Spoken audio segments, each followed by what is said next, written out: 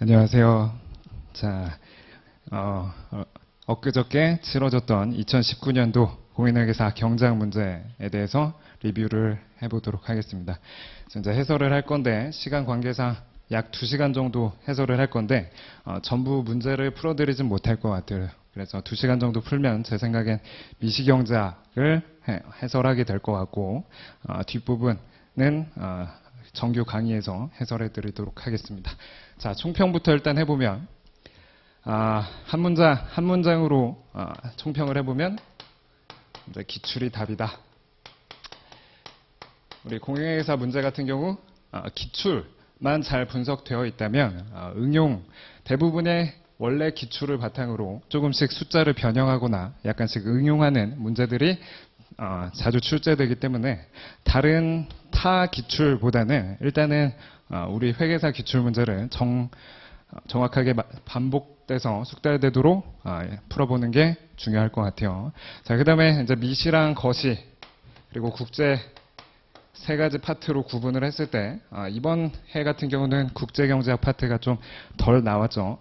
그리고 이제 미시, 거시 이렇게 세 파트를 기준으로 설명을 드릴 때 작년에 비해서는 소폭 난이도가 조금 수월했을 거라고 생각돼요. 그렇다고 해서 뭐 전혀 쉬운 난이도는 아니었고 특히 미시 뒤에 부분 조금 이따 보겠지만 15번 이후부터는 상당히 보지 못했던 생소한 문제들이 출제됐는데 사실은 뭐 여러분들 체감 난이도 측면에서 작년처럼 1번 앞에 1번부터 10번까지 어려운 문제가 나오는 경우랑 그 다음에 뒤에 부분 올해처럼 15번부터 어려운 문제를 나오는 경우 아무래도 앞에부터 어려운 문제가 나오면 말리게 되죠. 소위 말해서.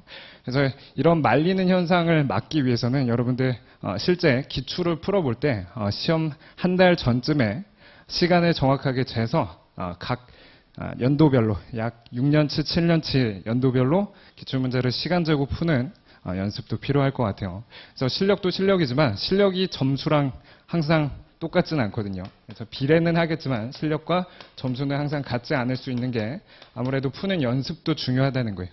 자, 그리고 세 번째로는 미시, 거시 중에서는 어디에 주안점을 둬야 되냐? 미시에 주안점을 둬야 된다는 거예요. 그래서 거시 같은 경우는 크게 응용되지 않고 기출되는 문제에서 난이도도 사실 타 시험에 비해서 크게 어렵지 않은데 미시경제학 같은 경우는 타 객관식 시험에 비해서 압도적으로 난이도가 있죠. 그리고 주어진 시간 내에 풀기에 용이하지 않을 거예요. 자, 그래서 세 가지. 첫 번째는 기출을 열심히 봐야 되고 두 번째는 연습. 푸는 제한 시간 내에서 푸는 연습을 한 달 전부터 해야 되고 세 번째는 비중에 있어서 미시경제학을 열심히 해야 된다는 것을 당부를 드리고 싶습니다. 자, 그래서 이제 1번부터 살펴보도록 합시다. 자, 이제 1번도 표준적인 건데 약간 응용을 했죠. 두 재와 XY를 통해서 효용을 극대화하고 있는 소비자를 고려하자. 이 소비자의 소득은 50이고 X제의 가격은 2이다. 그래서 소득이 50 주어져 있고 X제 가격이 2인데 자, 현재 X제의 한계 효용은 2. 그래서 MUX가 2로 주어져 있고 그 다음 Y제의 한계 효용은 4이다. MUY는 4다. 다시 말해서 이 상황은 MRS가 2분의 1인 상황이죠.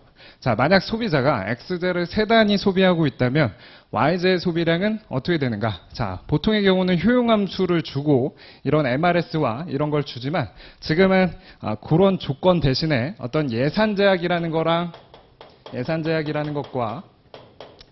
지금 주어진 정보를 바탕으로 Y제 소비량을 추론을 해야 돼요. 자, 무슨 얘기인지 보면 일단은 효용 극대화를 하고 있기 때문에 어떤 것과 어떤 게 같아지냐면 MRS와 PY분의 PX가 같겠죠.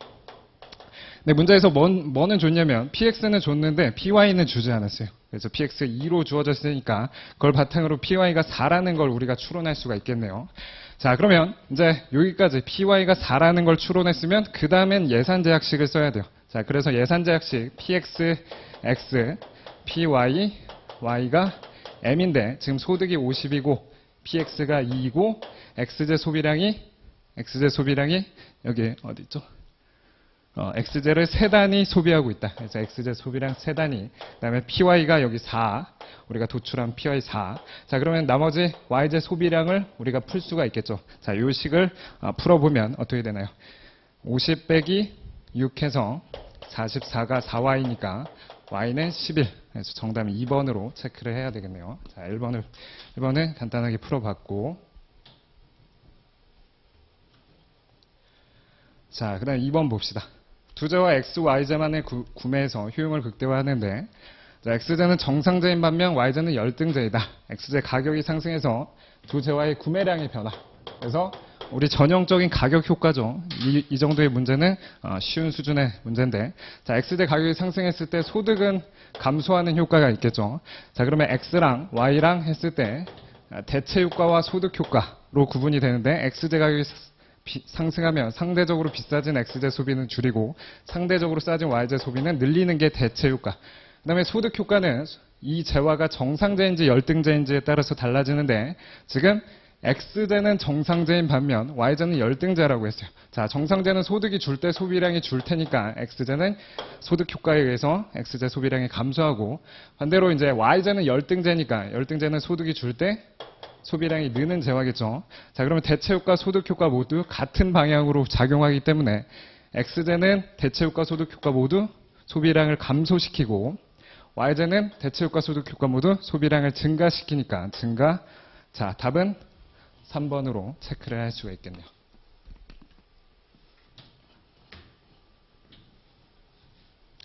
자, 사실은 이제 3번 같은 경우는 꽤나 전체 질문을 다 파악하기는 꽤나 쉽진 않았을 텐데, 자, 봅시다. 월소득 10으로 두 재화만을 소비하는 소비자가 있다.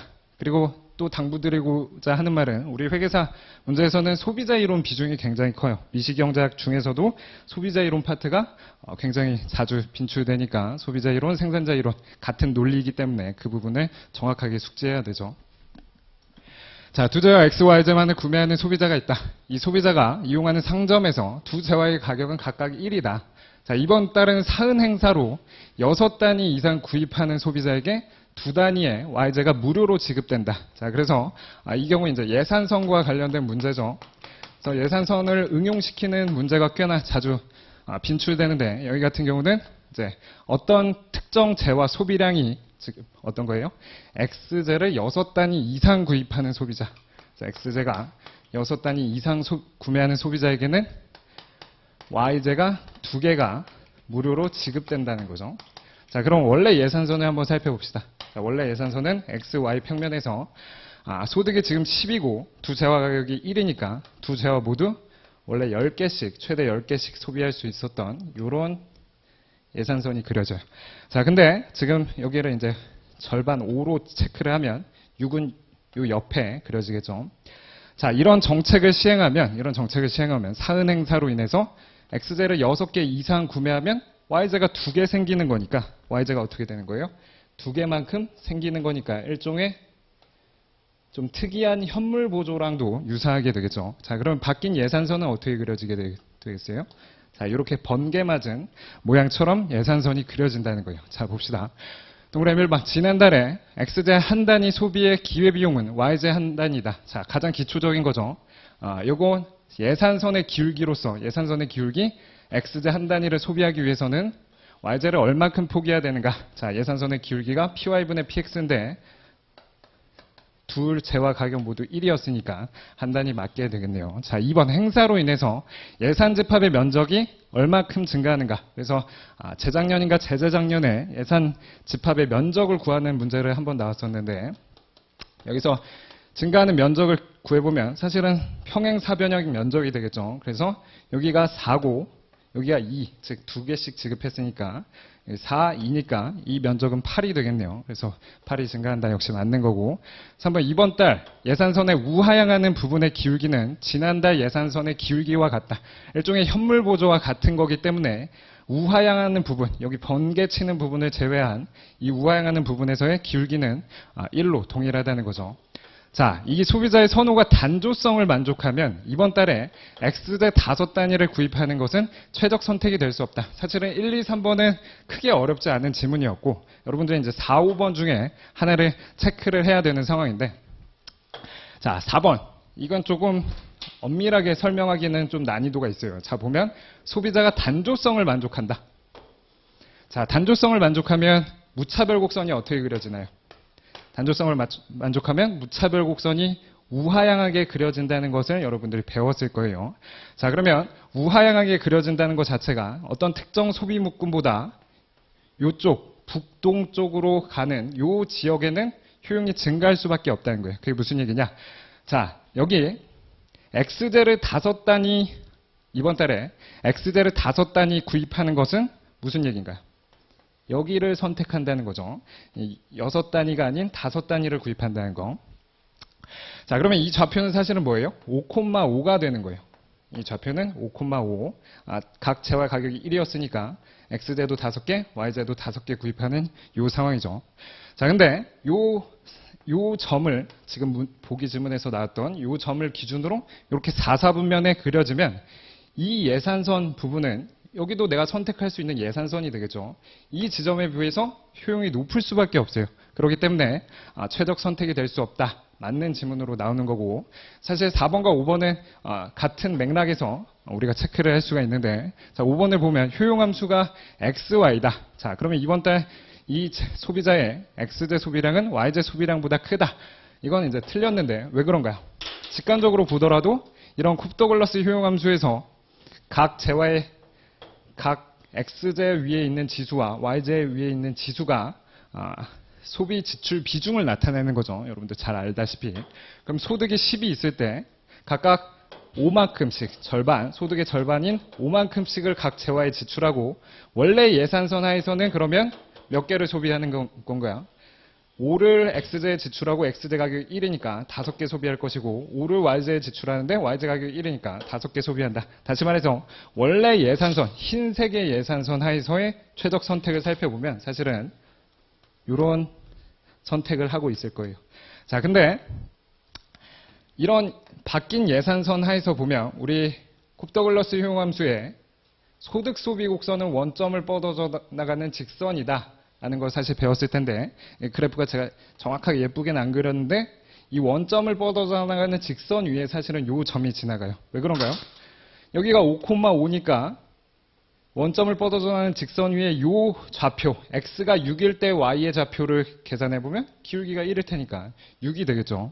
다시 말해서 요 예산선 좌표를 보면 x제를 6개 소비하면 원래는 y제를 4개밖에 소비할 수밖에 없는데 y제 2개가 지급되니까 요 좌표는 몇 콤마 몇이 되나요? 6,6이 되겠죠. 자, 그러면 이런 바뀐 예산선 하에서 최적의 선택은 요 점이 된다는 거죠. 그래서 파란색 무차별 곡선을 한번 그려보면 이렇게 그려지는데 정확히 요 점에서 접하게 되는 거예요. 요 번개처럼 보이는 점에서 접하게 돼서 최적 선택은 X제 소비량도 6개, Y제 소비량도 6개. 그래서 이제 5번이 틀린 지문이 되겠네요. 자, 일단 4번을 봅시다.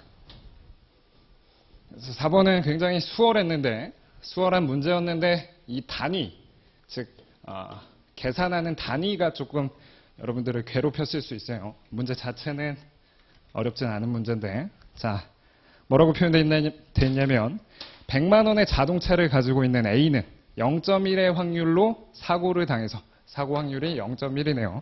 36만 원의 손해를 볼 수 있으며 자동차 손해보험을 판매하는 B로부터 36만 원을 보험을 구매할 수 있다. 즉 완전 보험, 사고 금액과 보험금이 같은 완전 보험이 되겠죠.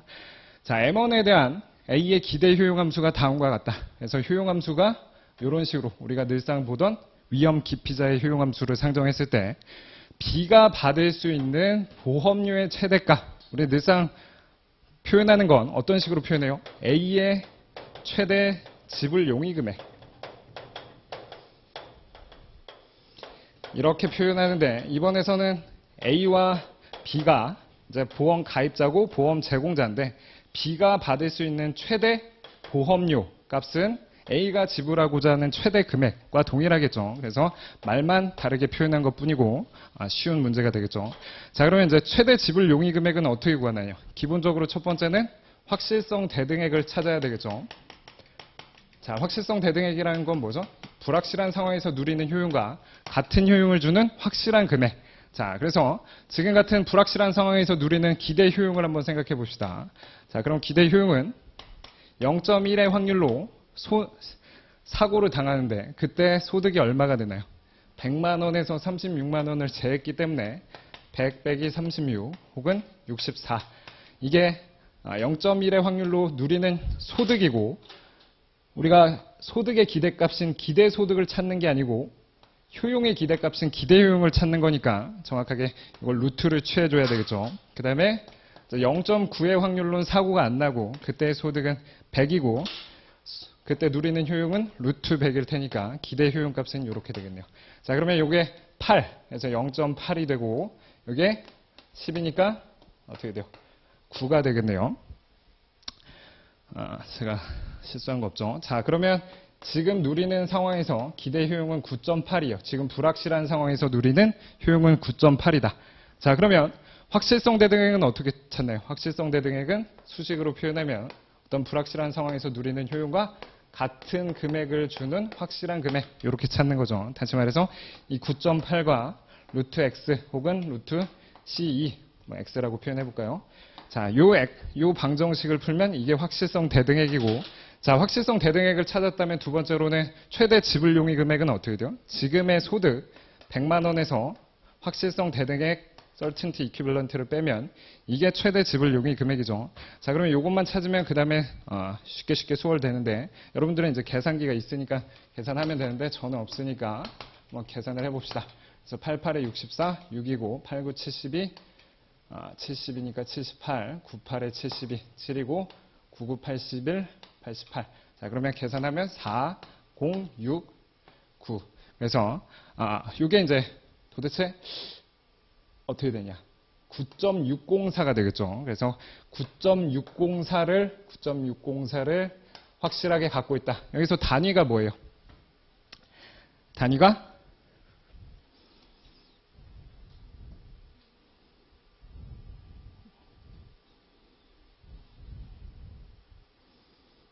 우리가 아까 계속 만 원으로 체크를 했으니까, 그렇죠?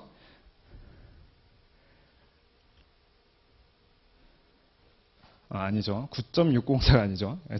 제가 이것 때문에 자, 9.604가 아니고 96.04죠. 그래서 단위가 만 원으로 했기 때문에 확실성 대등액은 96만 400원이에요. 그래서 100만 원에서 96만 400원을 빼면 어떻게 돼요? 100만 원에서 96만 400원을 빼면 39,600원. 그래서 정답은 3번이 되겠네요. 자, 39,600원. 계산 실수를 안 했나 체크해보고. 자, 4번. 이렇게 푸는 건데, 뭐, 크게 어려운 건 아니었는데, 이런 단위 때문에 조금, 헷갈릴 수 있는 문제였고. 자, 그 다음 5번을 봅시다. 자, 이것도 여러분들 입장에서는 조금 생소했을 수 있을 거예요. 자, 효용함수가 주어져 있는데, 어떻게 주어져 있냐? 어떻게 주어져 있어요? 자, 다음과 같이 주어져 있죠. 자, 두제와 XY를 통해 효용을 극대화하는 소비자의 효용함수가 다음과 같다. A와 B는 이 파라미터라고 표현하는 A와 B는 양의 상수이다. 이 소비자에 대한 설명으로 옳은 것은. 자, 지금 봤을 때 여러분들 고등학교 산수를 좀 했거나 하면 이 값은 절대로 0보다 클 수가 없죠. 다시 말해서 이 값은 X와 Y가 어떤 값을 취하더라도 0 이하야. 효용이 의미야? 어떻게 효용함수가 의미 될 수 있지?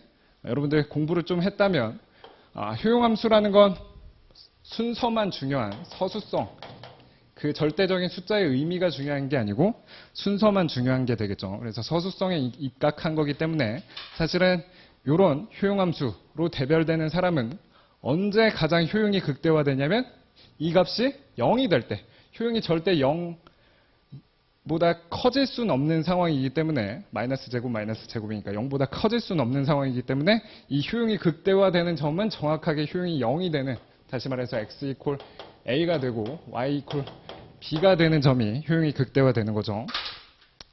자, 이런 걸 이제 블리스 포인트라고 표현하는데 x, y 평면에서 이런 효용함수로 대별되는 무차별 곡선을 한번 그려보면 어떤 특정 A점이 있고 특정 B점이 있다고 표현하면 이 점이 효용이 극대화되는 거예요. 그리고 고등학교 때 산수를 좀 했다면 사실은 이거는 뭐죠? 이런 원의 방정식, 이 A, B를 기준으로 이런 원의 방정식으로 그려지는데 다시 말해서 이 점이 효용이 가장 극대화된 거고 그 점으로부터 멀어지면 효용이 줄어드는 이런 무차별 곡선, 좀 특이한 형태의 무차별 곡선이 그려지죠. 그래서 이 점을 이제 블리스 포인트, 축복점 혹은 블리스 포인트라고 표현하는데 어찌됐든 이 점이 이제 최적이고 나머지 여기로부터 멀어지면 효용이 낮아지는 그런 무차별 곡선이 그려지는 거예요. 자, 그럼 1번부터 보면 두 재화가 모두 비재화인 부분이 존재한다. 두 재화가 모두 비재화인 부분은 이 구간이에요. 자, 우리 무차별 곡선에서 한 재화, X축 한 재화가 비재화고 한 축의 재화가 비재화고 다른 축의 재화가 재화일 때는 무차별 곡선이 우하향하지 않고 뭐 우상향한다 그런 걸 봤었죠. 그게 사실은 이쪽 두 구간이에요. 이쪽 두 구간. 무슨 얘기냐? 자, 여기서는 x가 a 값보다 커버리면 x가 a 값보다 커버리면 어떻게 돼요? 정확하게 a를 기준으로 x가 a 값보다 커버리면 그러면 어떻게 되지? x가 a 값보다 커버리면 여긴 비재화가 되겠죠.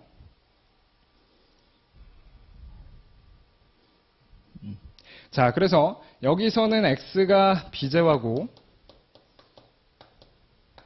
여기선 y가 재화인 상황.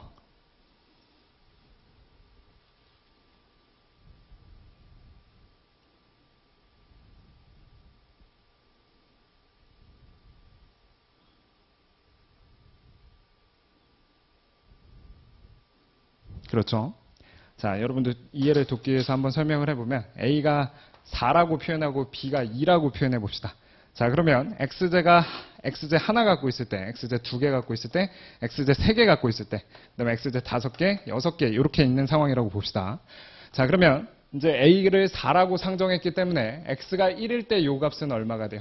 X가 1일 땐 마이너스 3의 제곱이니까 9가 되고 그럼 마이너스 9가 될 거예요. 자, 그 다음에 x가 2가 되면 어떻게 돼요? 2 빼기 4의 제곱이니까 마이너스 2의 제곱 4가 되고 마이너스가 붙었으니까 마이너스 4. 그 다음에 x가 3일 때는 3 빼기 4의 제곱해서 마이너스 1. 즉 x제화가 a개 밑에 있을 때는 x제화 소비량이 늘면서 효용이 증가하는 거죠.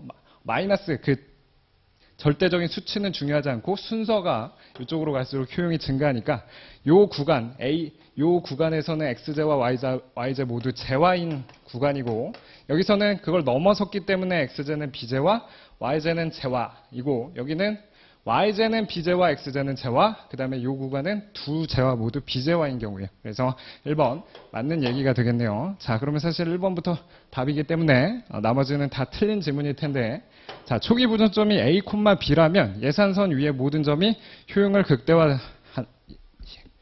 극대화한다. 예산선 위의 모든 점이 효용을 극대화하는 게 아니고 정확하게 초기 부전점이 효용을 극대화하는 거니까 틀린 지문이 되고 3번 주어진 소득 수준에서 효용을 극대화하는 소비점이 여러 개 존재할 수 있다. 자, 이건 어떻게 돼요?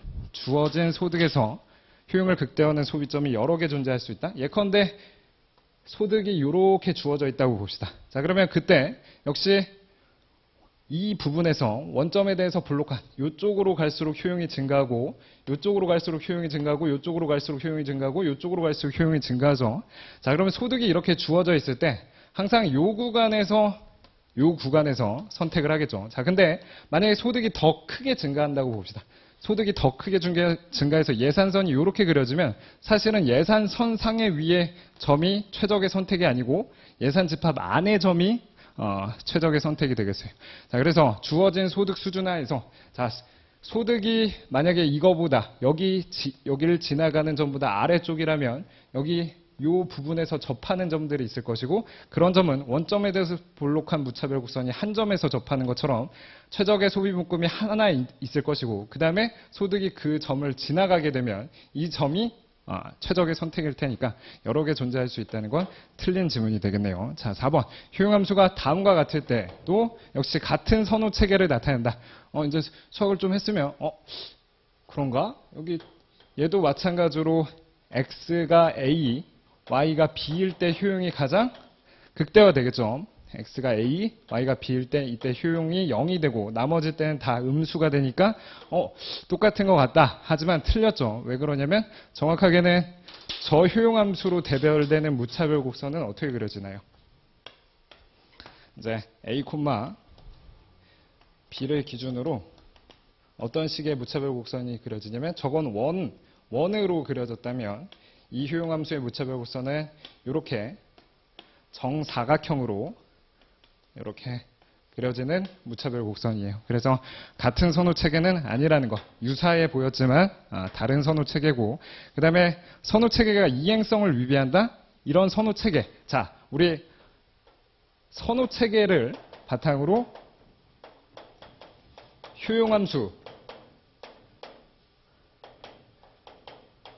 연속적인 효용함수로 대별하게 하기 위해서는 완비성, 이행성, 연속성이라는 걸 만족을 해야 된다는 걸 배웠죠. 자, 그럼 지금 어떤 선호 체계를 나타내는 효용함수라는 건 효용함수로 대별된다는 것 자체가 그 선호 체계가 이 조건들을 만족을 한다는 거죠. 그래서 이행성을 위배하는 게 아니고 만족하는 그런 선호 체계고 그래서 5번이 약간 여러분들 보지 못했던 부분인데 통밥상 이렇게 좀 어려운 문제가 나왔을 때는 여러분들 다 풀지 않더라도 답을 찾을 수 있게 1번이 직관적으로 뭔가 원으로 그려질 것이고 그럼 원으로 그려지는 상황에서는 이쪽 부분이 비제화이겠구나 라고 추론을 할 수 있었을 텐데 조금은 난이도가 있었던 문제예요. 자, 6번을 봅시다. 자, 이것도 6번도 응용한 문제죠. 자, 이런 문제가 여기서 하나 나오고 즉 생산함수 쪽에서 하나 나오고 뒤에서 무차별 곡선 쪽에서 또 한 번 나오는데 자, 생산함수 흐릿하게 보니까 여기다 다시 한번 써봅시다. 자, 생산함수가 다음과 같이 주어져 있다. 보통은 우리가 가장 간단하게는 이런 레온티에프 생산함수를 배우는데 이거를 조금 응용한 지금까지 응용했던 문제 중 하나가 뭐 EL 플러스 K L 플러스 2K 이런 식으로 응용한 문제 이거 좀 이따가 효용함수 형태로 뒤에서 살펴볼 거예요. 자, 이런 게 출제됐었는데 이렇게 알맹이가 3개가 있는 거 사실은 처음 출제가 된 거죠. 그래서 어떤 식으로 생산함수가 주어져 있냐면 EL 그 다음에 2분의 1 L 플러스 K 자, 그 다음에 2K 이렇게 주어져 있네요. 자, 그러면 기초적으로 어찌됐든 이런 함수 형태도 이 함수 형태로 응용했을 테니까 뭔가 기준이 되는 뭔가 꺾여져 있는 궤적을 찾아야 되겠죠.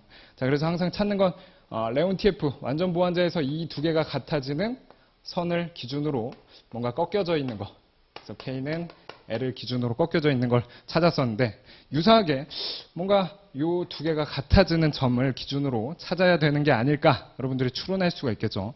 자, 그 다음에 어찌됐든 이 안에 나타내는 함수 형태와 관련된 생산 기술을 나타낼 텐데 사실은 y는 2l이라는 이런 생산함수는 뭔가요? y는 2l이라는 거. 자, 이런 생산함수 같은 경우는 k의 영향을 안 받겠죠. 그래서 이런 생산함수의 등량 곡선을 그려보면 L이 같으면 같은 생산량을 달성할 테니까 등량 곡선이 이렇게 즉 수직선의 등량 곡선이 그려질 것이고 반대로 이쪽 부분 Y는 2K와 관련된 등량 곡선은 K가 같으면 생산량이 같을 테니까 등량 곡선을 그려보면 같은 K위에선 같은 생산량을 달성하는 등량 곡선이 수평선으로 그려지겠죠. 그럼 뭔가 이렇게도 그려지고 이렇게도 그려지는 그것과 관련된 문제 그래프는 4번밖에 없었죠. 지금 5번은 잘렸는데 4번밖에 없었기 때문에 여러분들은 이제 객관식 시험이니까 4번 체크를 하고 넘어갔어야 되죠. 자, 답은 그렇게 찾는 거였고 정식대로 한번 풀어보면 어떻게 돼요?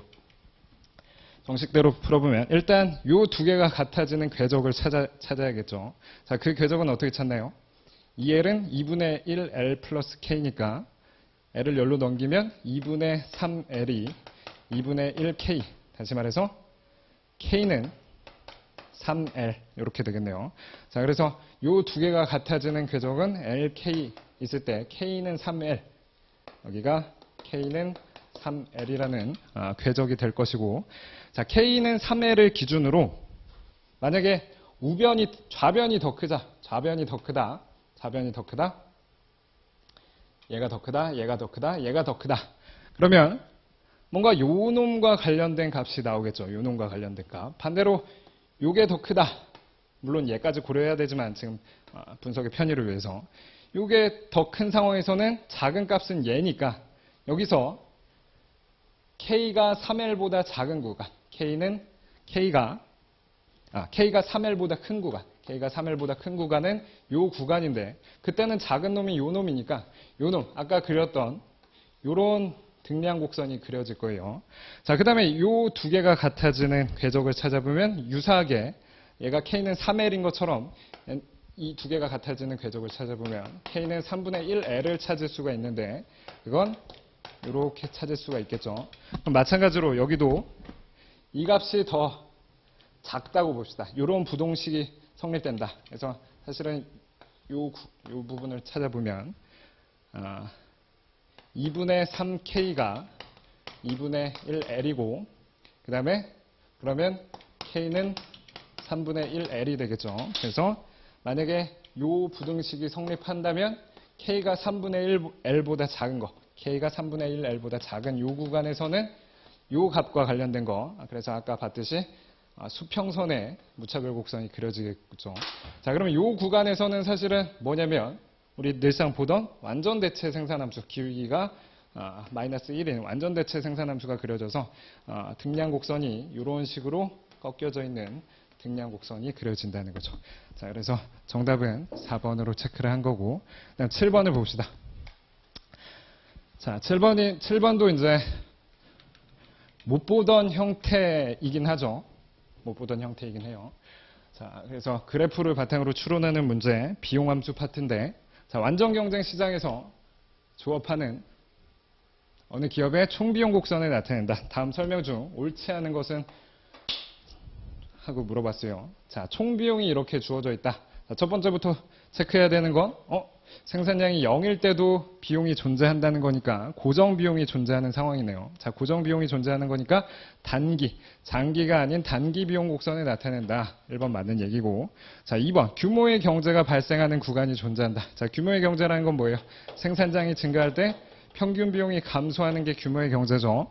자, 그러면 평균 비용이라는 건 이게 총비용 곡선이기 때문에 총비용 곡선의 한 점에서 원점에 그은 직선의 기울기, 이게 평균 비용이죠. 자, 보면 이 기울기가 점차 완만해지다, 작아지다가 이 점을 지나가서는 다시 상승하게 되겠죠. 그래서 이 옆에 평균 비용 곡선을 추론해보면 Q1을 기준으로 이렇게 줄어들다가 Q1을 넘어가면 증가하는 이런 형태가 그려지겠죠. 그래서 2번도 맞는 얘기예요. 이 구간에서는 평균 비용이 감소하는, 생산량 증가 시 평균 비용이 감소하는 규모의 경제가 발생하고, 세 번째, 생산량이 Q1보다 작은 구간, 생산량이 Q1보다 작은 구간에서 생산량이 증가함에 따라서 평균 가변 비용이 증가한다. 이게 평균 비용이 아니고 평균 가변 비용이죠. 자, 그러면 사실은 이 평균 비용 총 비용 곡선을 어떻게? 이 아래로 고정 비용만큼 이렇게 수평 이동시킨 게 얘가 사실은 가변 비용, 베리어블 코스트가 되겠죠. 이 수평 이동폭이 픽스드 코스트. 그래서 총 비용은 가변 비용과 고정 비용으로 이루어진다. 자, 그럼 평균 가변 비용은 사실은 뭐예요? 가변 비용 곡선에서 원점에 그은 직선의 기울기가 평균 가변 비용인데 여기 3번을 보면 Q1보다 작은 구간에서는 생산량이 증가함에 따라서 평균 가변 비용이 일정하네요. 그래서 3번이 틀렸다. 그래서 생소하긴 했지만 사실은 크게 어려운 문제는 아니었어요. 자, 3번이 틀린 거고. 자, 그 다음에 4번. 평균 비용은 Q1에서 최소가 된다. 아까 봤던 거고. 그 다음에 5번. 조업 중단 가격은 생산량이 Q1보다 작은 구간에서의 한 개의 비용, 잘렸을 텐데, 한 개의 비용과 같다일 거예요, 아마. 자, 그러면 이거는, 요거는 뭐, 정답 찾았기 때문에 몰라도 되는 지문이고, 약간 난이도가 있게 되는데, 자, 일반적으로 우리가 조업 중단점은 어떻게 찾죠? 우리가 보는, 비용 함수는 크게 두 가지 이렇게 이루어지죠. 가장 일반적인 게 에버리지 코스트가 이렇게 그려지고, 그다음에 에버리지 베리어블 코스트가 이렇게 그려지고, 그다음 마지널 코스트가 이렇게 그려지는 게 가장 정형화돼 있고 일반적인 함수 형태라서 이게 손익분기점이고 여기가 조업 중단점이라는 거 아셨을 거예요. 근데 이거 말고도 어떤 함수 형태가 있어요? 에버리지 코스트는 이렇게 그려지고 에버리지 이게 좀 점차 줄어들게. 에버리지 코스트, 에버리지 베리어블 코스트. 그 다음에 얘가 마지널 코스트인 경우도 존재를 하죠. 자, 이 경우는 조업 중단점이 어떻게 돼요? 그냥 제로가 되겠죠. 이게 아니죠. 다시. 에버리지 베리어블 코스트가 이렇게 되고 마지널 코스트는 에버리지 베리어블 코스트의 기울기 2배인 거. 이게 이제 두 번째 정형화되진 않지만 가끔 종종 출제되는 비용 곡선의 형태인데 얘는 굉장히 특이한 형태죠. 자, 지금 보면 마지널 코스트라는 건 베리어블 코스트의 접선의 기울기로 볼 수도 있고 혹은 똑같이 토탈 코스트의 접선의 기울기로 볼 수도 있는데 어떤 형태인가요? Q1까지는 마지널 코스트가 요 기울기와 관련이 있고 그 다음에 여기를 이제 Q2라고 표현해 보면 Q2와 관련된 마지널 코스트는 이 값, 그다음에 요 위쪽에서는 요 값, 즉 마지널 코스트가 계단식으로 이루어진다는 거죠. 그래서 마지널 코스트가 계단식으로 이루어지는데 중요한 거는 요 기울기는 여기 최소화된 에버리지 코스트보다 기울기가 더 완만하죠. 그 얘기는 여기 최소화된 에버리지 코스트보다 낮은 수준에서의 마지널 코스트가 있다가 딱 Q1이 되는 순간에 증가하죠. 그러면 Q1이 되는 순간 딱 마지널 코스트가 여기서 이렇게 증가하는데 요 점에서는 여러분들 보시면 바로 오른쪽에서 보면 그때 에버리지 코스트와 마지널 코스트 중에서 뭐가 더 큰가요? 마지널 코스트가 더 큰 걸 알 수가 있어요. 그래서 요 점까지 보면 에버리지 코스트가 증가를 하고 있는데 거기서 이제 마지널 코스트가 더 큰 상황이죠.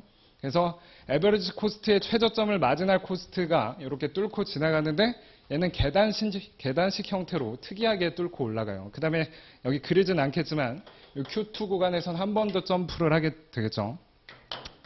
그래서 이 형태 그리고 이걸 어떻게도 볼 수가 있냐면 우리가 평균이 감소하고 있는 이 구간에서 평균이 줄어들 때 반평균이 줄어들려면 전학생 점수가 반평균보다 낮아야 된다. 그래서 여기서는 에버리지 코스트보다 마지널 코스트가 낮아야 되고 평균이 증가하는 구간, 반평균이 증가하려면 전학 온 놈의 점수가 반평균보다 높아야 되겠죠. 그래서 이 구간은 마지널 코스트가 위에 있는 거. 그래서 보면 이때는 마지널 코스트가 이렇게 그려지고 에버리지 베리어블 코스트는 어떻게 그려지나요?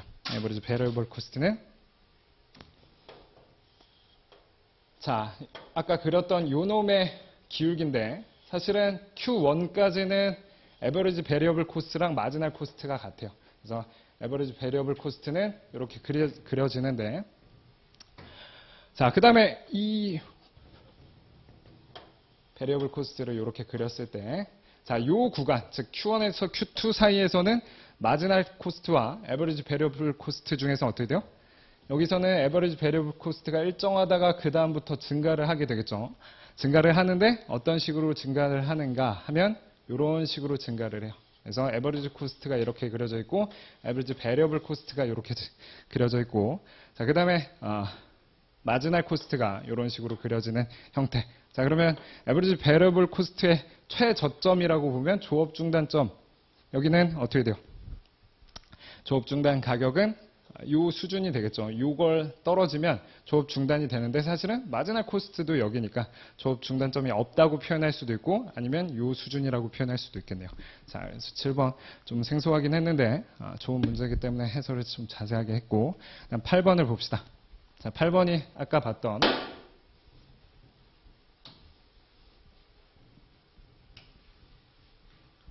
자, 아까 봤던 6번이 이제 생산함수 형태로 나온 거고 8번이 효용함수로 나온 건데 이거는 다른 타 기출에선 아마 출제됐고 우리 회계사에선 출제됐는지 어렴풋이 기억이 잘 안 나는데 한번 봅시다. 근데 이 보기 질문은 매번 나오는 거죠. 한번 레온 TF에서 한번 나왔고 완전 대체제에서도 한번 나왔고 그 다음에 이번에 레온 TF랑 완전 대체제를 섞은 짬뽕된 효용함수에서 한 번 더 나왔어요. 자, 그러면 이 함수 형태부터 일단 보고 문제를 살펴보면 저건 아까 했던 거와 동일한 논리로 살펴볼 수가 있겠죠. 자, 2x1 플러스 x2 그 다음에 x1 플러스 2x2 자, 효용함수가 이렇게 주어져 있다. 자, xj, yj 대신에 여기서는 1제화, 2제화라는 노테이션으로 주어져 있네요. 자, 그러면 이때 무차별 곡선을 그려보면 어떻게 돼요? 자, 일단은 두 개밖에 없으니까 두 개가 같아지는 게 기준이 되는 어떤 궤적이 그려질 텐데 이 두 개가 같아지는 궤적을 찾아보면 x1 이퀄 x2 다시 말해서 x2 이퀄 x1 이 45도를 뻗어 나가는 45도를 기준으로 뭔가 달라진다는 거죠. 자, 첫 번째 좌변이 큰 경우를 봅시다. 좌변이 큰 경우는 어떻게 되는 거예요? 좌변이 큰 경우는 그때는 x1이 x2보다 큰 경우죠. 그래서 좌변이 큰 경우는 요 구간이에요. x1이 x2보다 큰 경우. 자, 그때는 작은 값이 요 놈이니까 요 구간에서는 요 함수 형태를 대변하는 무차별 곡선이 그려지겠죠. 이 무차별 곡선은 사실은 MRS가 얼마예요? MU2가 2고 MU1이 1이기 때문에 기울기가 2분의 1, 기울기가 2분의 1 잘 그려줘야 되는데 기울기가 얘가 1이면 얘가 약간 2분의 1 이런 식으로 그려질 거고 반대의 경우 이제 부등호 방향이 이렇게 되면 그때는 x2가 x1보다 큰 구간, x2가 x1보다 큰 구간이 이 구간이라서 그때는 작은 값이 요 놈이니까 요 놈의 형태에 따라서 무차별 곡선이 그려지겠죠. 그러면 이때는 이 효용함수로 대별되는 무차별 곡선을 그려보면 어떻게 돼요? MU2가 1이고 MU1이 2니까 기울기가 2로 이런 형태의 무차별 곡선이 그려지죠.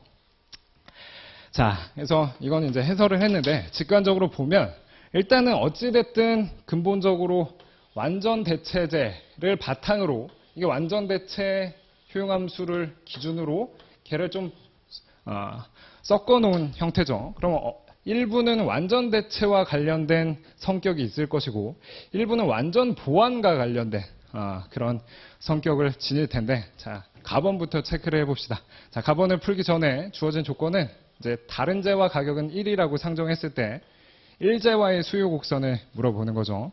자, 그러면 가격 탄력성이 0인 점이 있다라고 표현하는데 이제 소득이 M으로 주어져 있을 때 그러면 이쪽 절편은 어떻게 되는 거예요? M이 되겠죠. 원래 여기가 P2분의 M인데 P2가 1로 주어져 있으니까 이제 예산선을 그릴 때 여기는 고정된 상황에서 가격 소비 곡선을 도출을 할 수가 있겠죠. 일제화 가격이 굉장히 비싼 경우 그러다가 일제화 가격이 점점 싸지는 경우 이렇게 상정을 할 텐데 중요한 거는 이 기울기가 기준이 되는 점들이 있겠죠.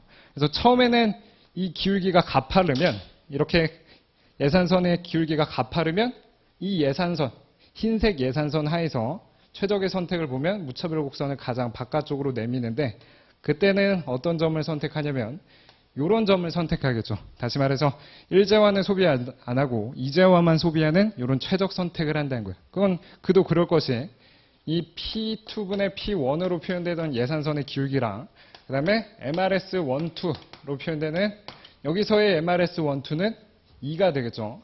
그래서 이 재화 상대 가격 혹은 예산선의 기울기가 2보다 큰 경우에서는 일제화가 내가 일제화를 좋아하는 정도보다 상대적으로 비싸니까 일제화는 전혀 소비하지 않고 이제화만 소비하는 이런 점이 최적이 되는 거예요. 자, 근데 이제 기준이 일제화 가격이 점점 싸지면 예산선이 이렇게 바뀌다가 정확하게 어떤 점을 찾을 수가 있나요? 이렇게 접하는 구간, 다시 말해서 이 예산선의 기울기가 2가 되는 경우, 그때는 이 절편은 어떻게 되겠어요? 예산선의 기울기가 2라는 건 이제화 가격이 1이니까 이 일제화 가격은 2가 되는 상황. 다시 말해서 여기 절편이 2분의 m이 됐을 때는 아까 그려놨던 파란색의 무차별 곡선과 흰색의 예산선이 접하게 되겠죠. 자, 그러면 이 위에 모든 점들의 최적의 선택이 되는 거예요. 그래서 여기 오른쪽에 여기에다 지금 가격 소비 곡선을 그리고 있고 옆에다가 뭘 그릴 수가 있어요? 수요 곡선을 그릴 수가 있는데 일제화의 가격과 일제화의 최적 소비량을 그려보는데 이제화의 가격이 1로 주어져 있는 상황에서 일제화 가격이 얼마보다 2보다 비싸면 X제 소비량이 0이다가 정확하게 2가 딱 되는 순간 그래서 재화 상대 가격 혹은 예산선의 기울기가 딱 2가 되는 순간 요 위에 모든 점들은 다 최적의 선택이 되겠죠. 자, 그러면 수요 곡선을 그려보면 이런 식으로 그려질 거예요. 자, 그 다음에 더 싸진 상황을 봅시다. 즉 일제화의 상대 가격, 즉 일제화의 절대 가격이 일제화의 상대 가격과 같겠죠. P2분의 P1이 일제화의 상대 가격이다. 일제화의 절대 가격이겠죠. 왜? P2가 1인 상황이니까. 자, 일제화의 상대 가격 혹은 일제화의 절대 가격이 2보다 더 싸진 상황에서는 어떻게 되나요?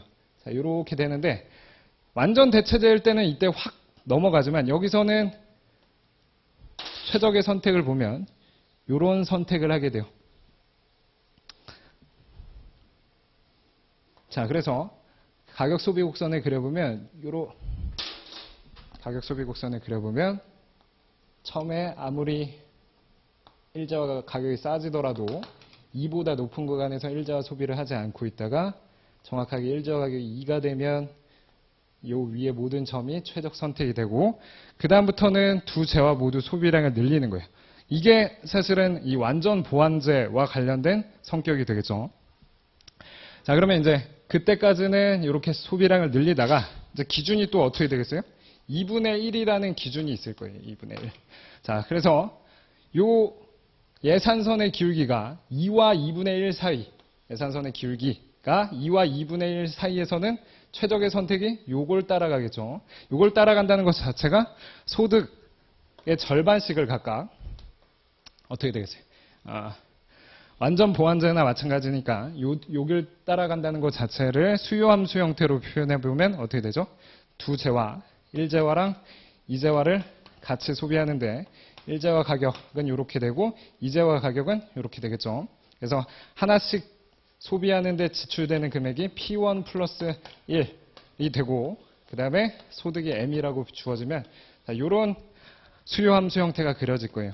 그게 여기 부분과 관련돼 있고 여기 부분과 관련돼 있고 그 다음에 일제화 가격이 2분의 1보다 더 싸진 상황이라고 봅시다. 즉, 이 상황에서 점점점 일제화 가격이 싸져서 2분의 1보다 더 완만해지는 상황. 이렇게 2분의 1보다 더 완만해지면 그때는 어디를 선택하는가 보면 그때는 자, 정확하게 2분의 1이 되는 상황이 있을 텐데 정확하게 2분의 1이 되는 상황에서는 이렇게 겹치게 되겠죠. 이렇게 정확하게 2분의 1이 되는 상황에서는 이렇게 따라가다가 여기에 겹치게 돼요. 자, 그러면 가격 소비 곡선이 이렇게 그려지다가 이렇게 되고 그 다음부터는 가격 소비 곡선이 어떻게 돼요? 일제화 가격이 2분의 1보다 더 작아지면 일제화만 소비하게 되겠죠. 그러면 굉장히 여러분들이 듣도 보도 못했던 이런 특이한 가격 소비 곡선의 형태가 그려지겠네요. 자, 그래서 일제화 가격이 2분의 1보다 더 싸게 되면 그때는 수요함수 형태가 어떻게 되냐면 이 P1 플러스 1분의 M이 아니고 P1분의 M이 되겠죠. 그래서 이렇게 지나가다가 여기에 수평 구간이 한 번 더 있고 그 다음에 P1분의 M이라는 이런 형태가 그려질 거예요. 왜냐하면 이 P1분의 M과 P1 플러스 1분의 M은 요 그래프를 이게 x1 요 그래프를 그쵸?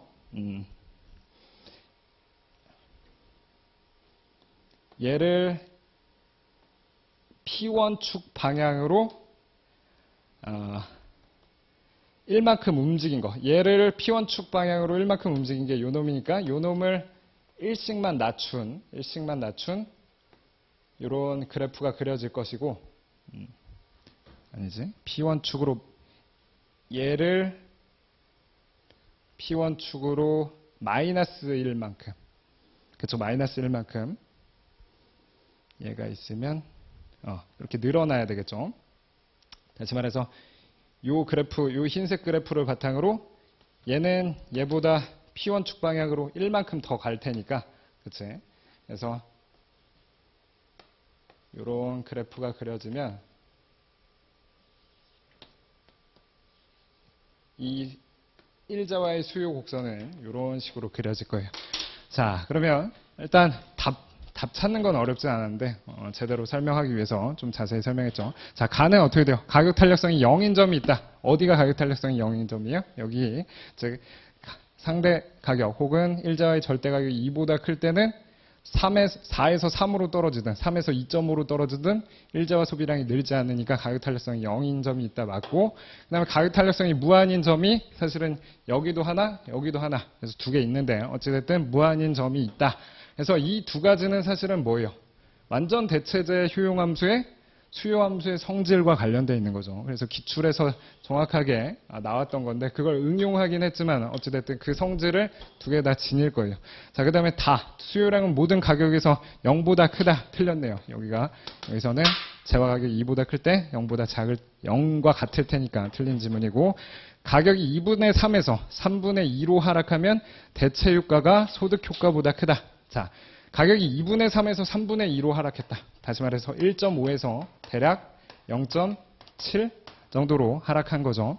자, 그러면 이 예산선의 기울기를 보면 이 무차별 곡선의 기울기는 얘는 2고 얘는 2분의 1 사이인데 1.5에서 0.7 사이로 바뀔 때는 어떤 구간인가요?